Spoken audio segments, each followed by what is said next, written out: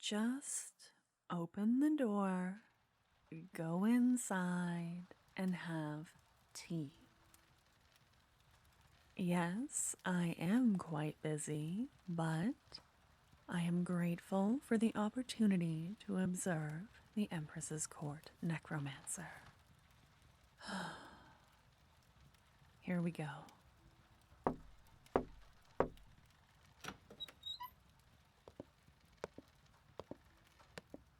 Ah, good evening. Pardon my tardiness. My duties to the Empire never really sleep. I see you've prepared quite the tea party for us. I'm flattered.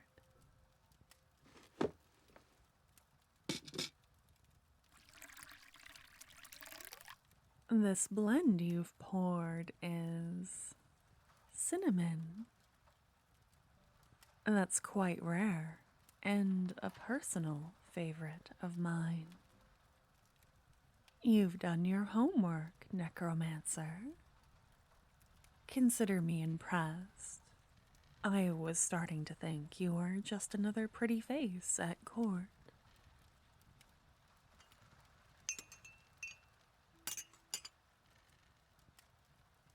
Oh? How do I know cinnamon isn't just your favorite tea and this is a happy coincidence? What a delightful question. The answer is twofold. First of all, coincidences happen every day, but that doesn't mean you should trust them.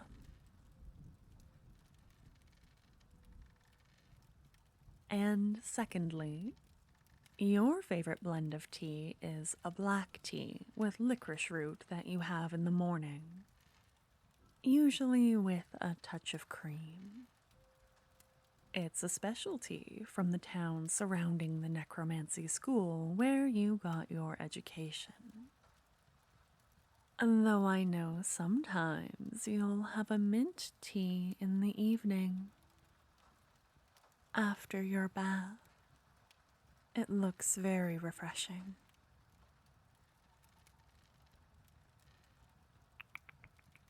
Now. There's no need to gasp at me like that. I would hardly be an effective tool for the Empire if I didn't know what kind of tea the Empress's court advisors enjoyed. Though I must confess, you have a certain taste level, an aesthetic, if you'll pardon a term that's so gauche.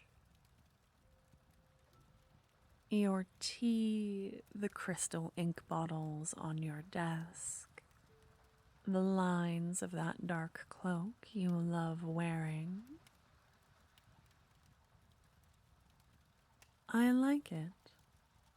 I'm still trying to figure out if it's a personal style or something you inherited from your necromantic peers.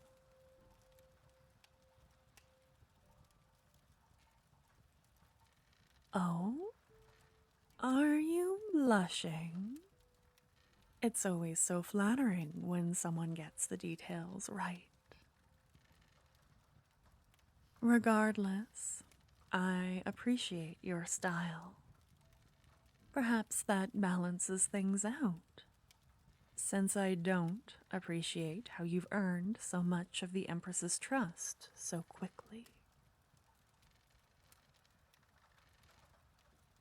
Now, don't fret. Let's see if you did your homework for our snacks then, shall we?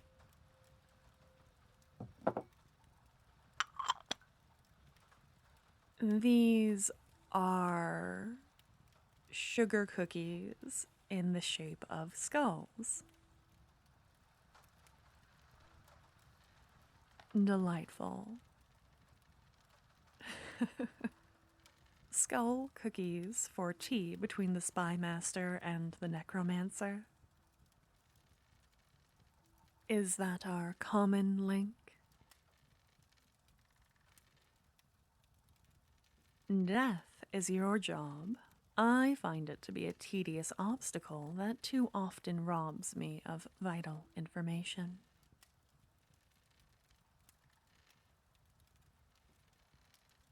You don't want to talk about work. That's fair. But I already know how you spend your spare time. Let's play a game. Humor me. State an observation you've made about me, and I'll divulge what I've learned about you. Doesn't that sound like fun?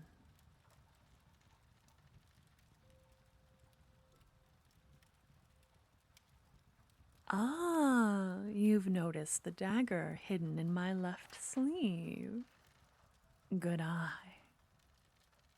Perhaps you're good for more than raising the dead and looking pretty.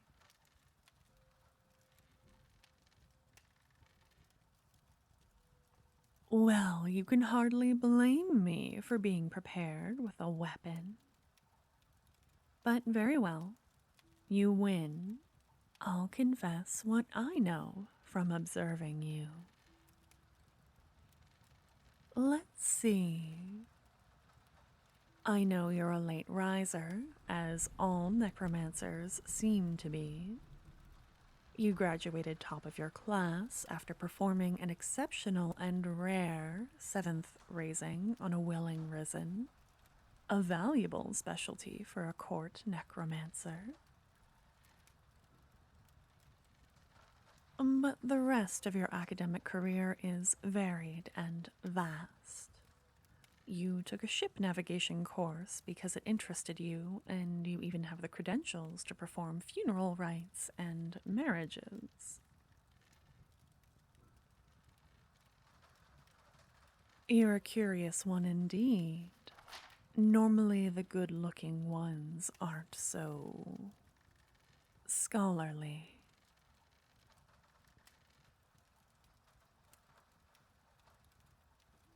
Oh, are you blushing again?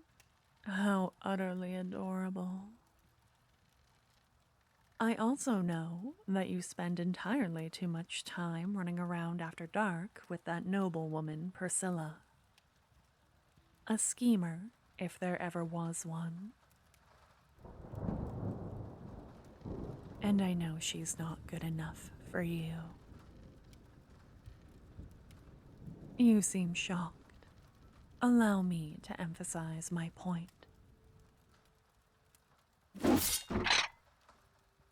Oh no! It looks like your sleeve is stuck into my dagger, so your arm is pinned to the table.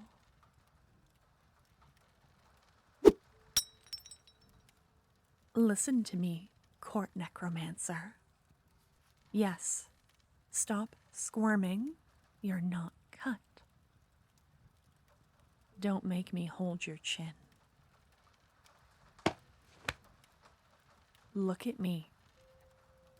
Hear my words as I hiss them behind my clenched teeth. I do not suffer fools, and I do not repeat myself.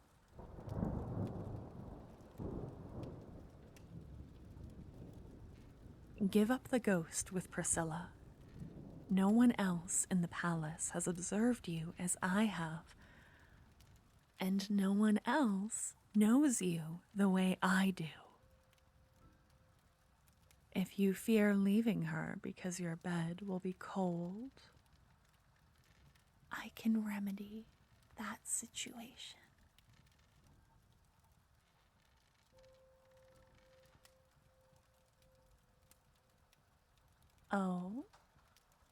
Oh, now you're paying attention. Don't be coy, Necromancer. You don't invite the Spymaster to tea because you desire a bit of small talk. I see what you're offering, and I promise you I would be a better fit than some vapid noble. She obviously doesn't have a thought beyond whatever hedonistic scheme is currently twisting in her brain. You belong to a real woman, someone who knows death as you do, someone with purpose, someone who can hold a conversation about your studies. Now be still. Quit squirming. I am going to leave you with a kiss.